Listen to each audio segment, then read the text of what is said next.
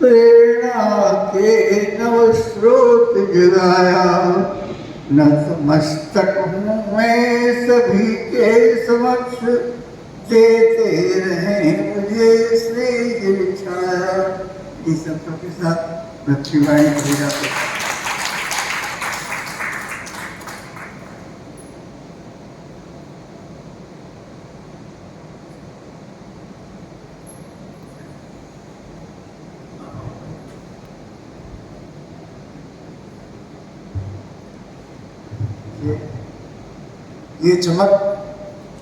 ये चमक पसीने की है दोस्तों, ये चमक पसीने की है दोस्तों, हमें विरासत के हीरे नहीं मिले। तो एक पूरे बचरी से निकलते हुए अपनी मेधा और अपने पुरुषार्थ के बल पर पंडित जी ने एक ऐसा साम्राज्य स्थापित किया जो कि चल अचल संपदा तो है ही, लेकिन मन की संपदा की, और मन की संपदा बड़ी महत्वपूर्ण होती है। तो पंडित जी ने जो संपदा अर्जित की, वो दोनों संपदाएं अर्जित की हैं। तो कार्यक्रम का शेड्यूल तो कुछ और है, लेकिन थोड़ा सा इसमें परिवर्तन इसलिए क्योंकि जीवन के सब सुख संचित प्यार में, जीवन के सब सुख संचित प्यार में प्यार नहीं तो क्या रखा इस संसार में। पंडित जी के प्यार में वसीभूत होकर डॉक्टर प्रदीप दीक्षित जी अपने अमूल्य समय निकालकर हमारे बीच पधारे हैं। उनका एक बहुत महत्वपूर्ण कार्यक्रम है। आप जो लोग परिचित हैं वो सब जानते हैं कि दीक्षित जी का समय कितना मूल्यवान और महत्वपूर्ण होता है। लेकिन ये हमारा सौभाग्य है कि वो साहित्य पढ़ते भी रहते हैं और साहित्यकारों के प्रति वो ममत्व का भाव भी रखते हैं और वो समय भी देते हैं। तो ये हमारा सौभाग्य है कि आज डॉक्टर प्रदीप दीक्षित जी पंडित जी के प्रेम से यहाँ पधारे हैं। और हम लोग ये याद करेंगे कि अग्निहोत्री जी के एक कार्यक्रम में हमने प्रदीप दीक्षित जी को पंडित जी के बारे में बोलते हुए सुना था, मन से बोलकर सुना था, समय निकाल कर सुना था। आप देखेगा वो कितने मुखर बच्चा है, कितने विद्वान है। मैंने पहले भी कहा वो कानपुर के गौरव है। आइए जोरदार तालियों के मध्य मैं उनसे पंडित जी के प्रति अपने विचार रखने के लिए मैं आमंत्रित करता हूँ कि तालियां इतनी जोरदार नहीं थी जितनी मैंने चाही थी। आइए हम सब जोरदार तालियां।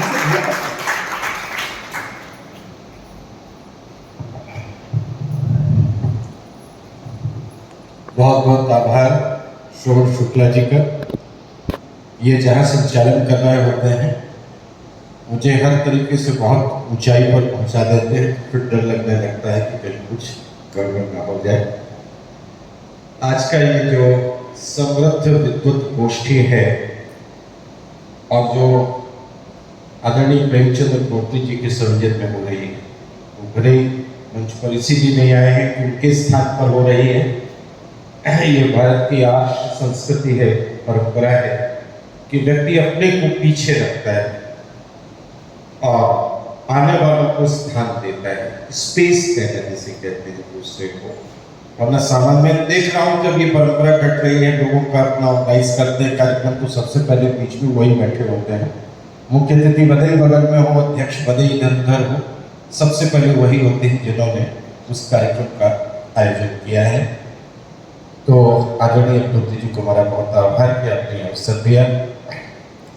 हमारे बीच में डॉक्टर मिलन जी, सतीश गुप्त जी, आप सब लोग बैठे हैं और एक सहयोग बना। 2 दिन पहले फोन आया गाजियाबाद से आदरणीय उमाशंकर मिश्र जी का।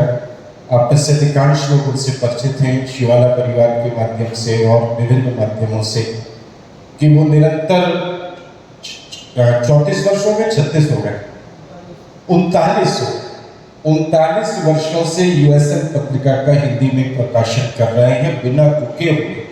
आप सभी लोग साहित्य के अनुरागी हैं, जानते हैं कितना कठिन कार्य होता है ये लघु पत्रिकाओं को निकालना और निकालते रहना और संचालित बनाए रखना।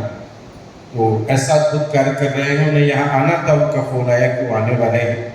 तो 1 दिन पहले का फिर टिकट उन्होंने कराया। हमने कहा कि आप ऐसे हैं कि आदरणीय मिश्र जी के इस आयोजन में सम्मिलित हो सके, उन्होंने स्वीकृति दी, तो उनका बहुत बहुत आभार। हमारे बीच में जो मंच पर जयसिंह जी हैं, अगर मैं उधर से शुरू करूं तो जो निर्मल जी हैं, जैसा श्रवण जी ने कहा ये नेता भी हैं, कवि भी हैं और एक सहज व्यक्ति भी, ये भी बहुत, और बड़े पारिवारिक व्यक्ति हैं।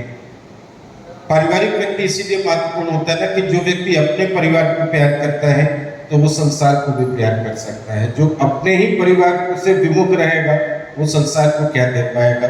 इसीलिए हमेशा फैमिली फ्रेंड को बहुत इंपॉर्टेंस दी जाती है, फैमिली पर्सन को इंपॉर्टेंस दी जाती है कि भाई जो इस प्रकार का व्यक्ति है। आदरणीय शुक्ल जी हैं, आप सभी, और इस मंच की विशेष बात यह है कि अगर श्रवण जी को हम यहाँ मान लें और मंच वहाँ मान लें तो सबसे जूनियर, सबसे छोटा मैं ही हूँ। मैं भी 58 वर्ष का होने जा रहा हूँ 2 अक्टूबर को, लेकिन सबसे छोटा हूँ। ये बड़ा सुखद है कि जब व्यक्ति अपने को छोटे, हाँ तुम उनसे छोटे हो याद आ गया, ये राइट रिजर्व है, ये बात सही है। तो चलिए सेकंड, फर्स्ट ये छोटे हैं, सेकंड में तो, और डॉक्टर देवर्षि शर्मा जैसा उनका नाम। सन 2002 का मुझे याद है, आपको पता नहीं ध्यान होगा कि नहीं होगा, शिवाला में जब मॉरिशस से मैं लौटा था और 17 देशों के प्रतिनिधियों के बीच में प्रथम पुरस्कार मुझे मिला था रामायण पर शोध वाचन के लिए। तो आप तो हमारे सम्मान में एक कार्यक्रम आदरणीय बद्रीनाथ तिवारी जी ने रखा था, आप उसके मुख्य अतिथि थे, नीरज जी थे उसमें, गोपाल दास नीरज जी, आप और वो 2 ही लोग उसके मुख्य अतिथि थे। तो आपने एकेडमी शब्द की व्याख्या, वो मैं आज तक नहीं बोला हूँ, 2023 है, 21 वर्ष हो रहे हैं, वो व्याख्या मस्तिष्क में अभी वैसी ही वैसी है और उसी रूप में मैं उसकी व्याख्या भी अपने स्टूडेंट्स के बीच में करता हूँ। आदरणीय त्रिपाठी जी, मॉरल ने एक स्वरूप दिया कानपुर को एक ऐसा ऊर्जा दी, एक ऐसा स्वरूप ने। आज भी अगर कानपुर के इतिहास में कोई जानना चाहता है और पाठक जी वाली पूरी किताबें, लक्ष्मी नारायण जी वाली पूरी किताबें पढ़ना उसके लिए कठिन होता है, तो वो द मॉरल का अंक ढूंढता है कि कहाँ मिल जाएगा और उससे कानपुर की इंडस्ट्री, ट्रेड, हिस्ट्री, कल्चर के बारे में पूरी जानकारी मिल जाएगी। आप सबको मेरा बहुत बहुत नमन है।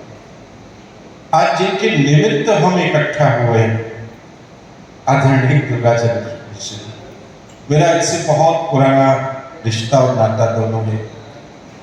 मैं लगभग 84-83 में कानपुर आया था, इटावा का रहने वाला हूँ। मैं हमेशा कहता हूँ कि मेरा मायका तो इटावा ही है, कानपुर में तो ससुराल हो गई, तो मैं ससुराल में ही रहता हूँ और यहीं पर कुछ रहा हूँ, यहीं बड़ा हो रहा हूँ। तो मैं 83 में यहाँ मास्टर्स करने आया था क्राइस्ट कॉलेज में, फिर यहीं का हो गया और तभी से आदरणीय मिश्र जी का साथ बना हुआ है लगातार। कारण ये है कि शिवाला परिवार से जिस प्रकार से उनकी संबद्धता है, मेरी भी संबद्धता है, वो एक जंक्शन है, एक केंद्र है जहाँ पर पूरे साहित्य, संस्कृति, कला के लोग आपस में एक दूसरे से कनेक्ट हो जाते हैं, जुड़ जाते हैं। वो संबंध उनके ऊपर निर्भर करते हैं कि वो किस रूप में आगे चलाते हैं। लेकिन वहीं से मेरा आपको परिचय हुआ, फिर पांचाल शोध संस्थान और फरुखाबाद की कई संस्थाएं, कन्नौज की कई संस्थाएं और बांकिया जी का जो पांचाल था वहाँ, इन तमाम संगठनों में हम लोगों का लगातार साथ बना रहा है। और मिश्र जी की एक खास बात मैंने देखी कि आयुर्वेद वो हमेशा से ही मुझसे बड़े हैं, हम लोगों की हमारी पीढ़ी से बड़े हैं, लेकिन वो हमेशा एक वॉलंटियर के रूप में जुड़ जाते। ये जो वॉलंटियरशिप होती है ये बहुत कठिन है आज के समय में। वो अपनी आयु की भी परवाह नहीं करते कि मैं तो बहुत सीनियर हूँ, तो कल के बच्चे हैं, नहीं। वो इस बात की भी चिंता नहीं करते कि जिस स्थान पर वो हो उस स्थान पर वरिष्ठतम स्थिति में हो, किसी दूसरे को स्थान न मिले। ये प्रवृत्ति बहुत लोगों को, आप सब जानते हैं। ऐसा भी वो नहीं करते, वो सामने बैठ के भी सुन लेंगे, वो बगल में बैठ के भी सुन लेंगे, वो पीछे की सीट पे भी बैठे। ये तो सामने वाला अपने आप जानता है कि उन्हें कहाँ ले जाना है, उनका स्थान कहाँ है, किस रूप में लाना है, लेकिन उनकी अपनी कोई ख्वाहिश नहीं होती है, कोई फरमाइश नहीं होती है।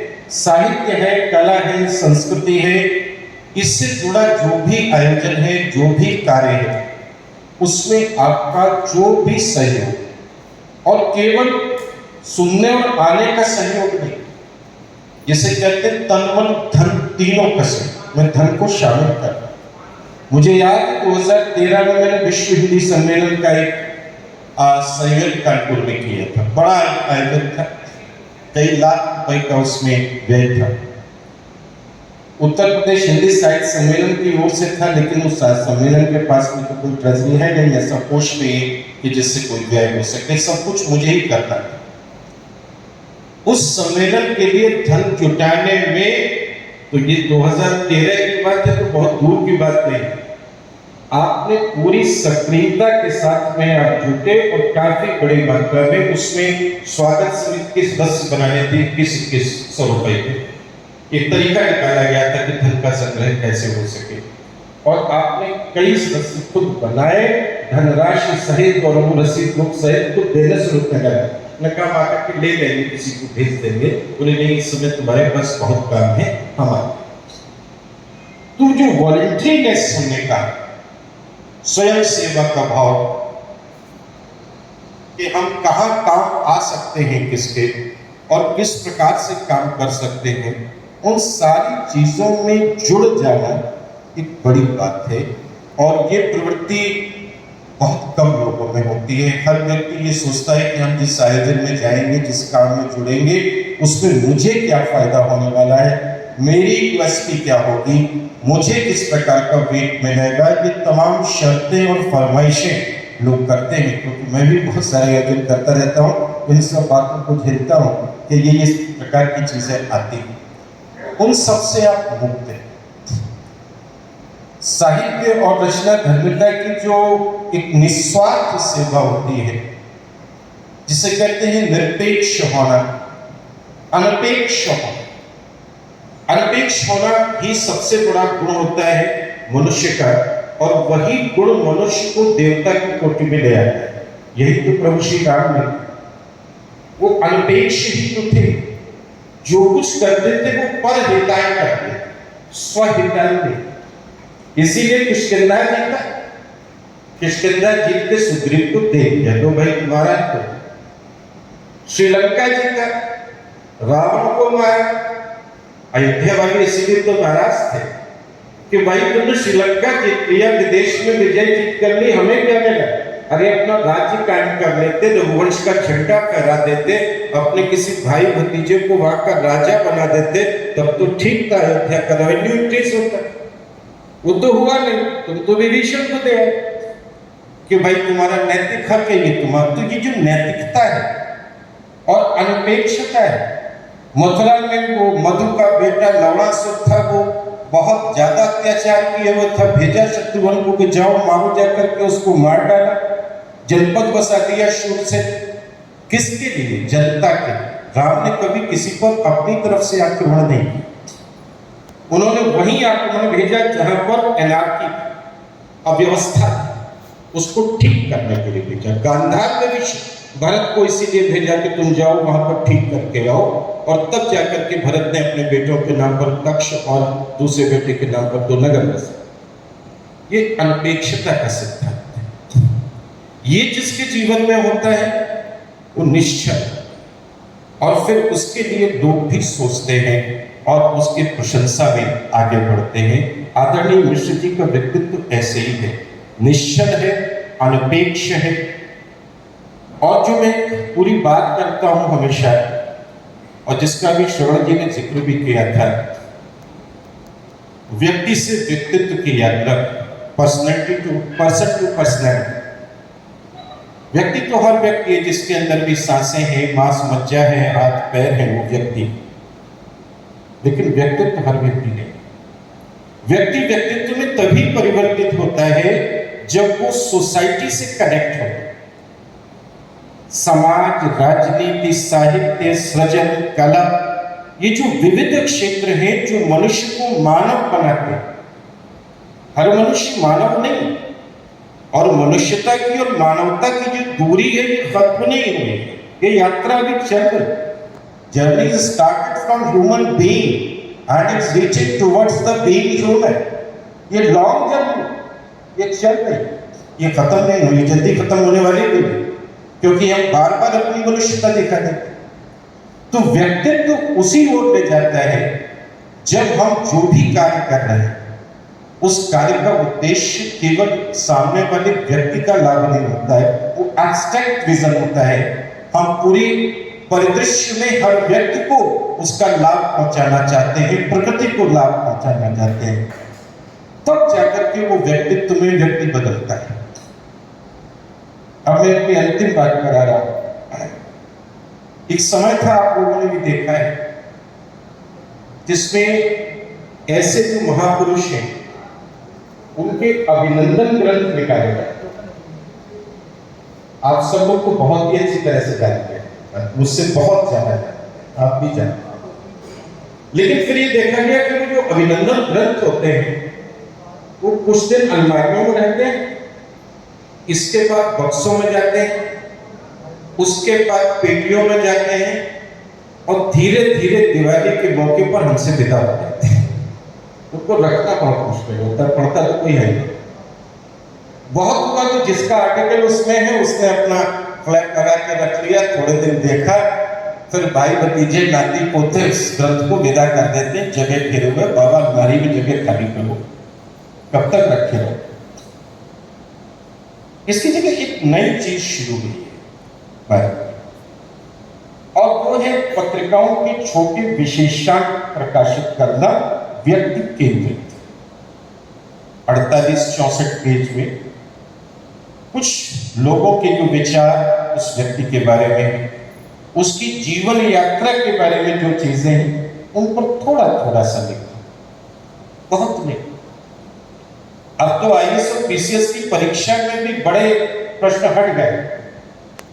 125, 200, 250 शब्दों की सीमा बांध दी गई, क्योंकि कम लिखना कठिन है, बहुत लिखना आसान है। तो ऐसी एक पत्रिका आप पर केंद्रित प्रकाशित हो, ये मेरी मनोकामना है। आपने ताली बजा करके समर्थन किया है। क्योंकि हमारे देश में उमाशंकर मिश्र जी उपस्थित हैं, इनकी यूएसएल पत्रिका का प्रसार क्षेत्र बहुत बड़ा है, संपूर्ण भारत है, हजारों इसके आज भी ग्राहक हैं, जो बड़ी बात है, और ग्राहक बढ़ते भी रहते हैं। इसी पत्रिका का एक विशेषांक आदरणीय, पहले भी निकाले हैं आपने, आदरणीय दुर्गाचरण मिश्र जी पर केंद्रित वो विशेषांक जल्द ही निकले, और ऐसे किसी आयोजन में हम उनको भेंट करें उस विशेषांक का लोकार्पण, और ज्यादा पहले से प्लान करके ज्यादा लोगों तक सूचना पहुंच सके, जिससे ज्यादा लोग आ सके, बता सके। ये वर्किंग डे है सब में, और सावन का सोमवार भी है, तो मुश्किल होता है लोगों को निकलना कई कारणों से। एक अच्छा आयोजन हम कर सके।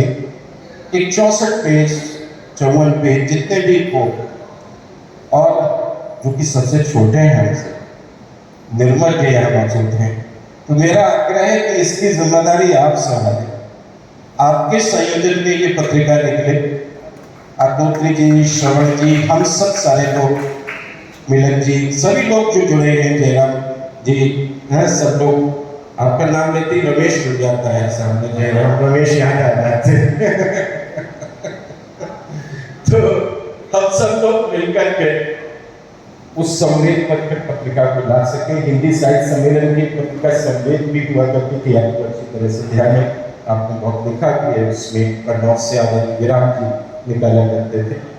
तो ऐसी एक पत्रिका आ सके, ये मेरा विद्युत जनों के बीच में प्रस्ताव है। आपने अनुमोदन भी किया है, तो अगर इसे कार्य रूप में जल्दी परिवर्तित किया जाए, क्योंकि हम सबकी आयु की अपनी सीमा है, गति है, प्रगति है, तो जो कार्य जितनी जल्दी हो सके वो उतना ही अच्छा होता है। गति शक्ति का ही आजकल महत्व है, क्योंकि बिना गति के शक्ति नहीं होती और बिना शक्ति के गति नहीं होती है। मेरा यही निवेदन था, आप सबको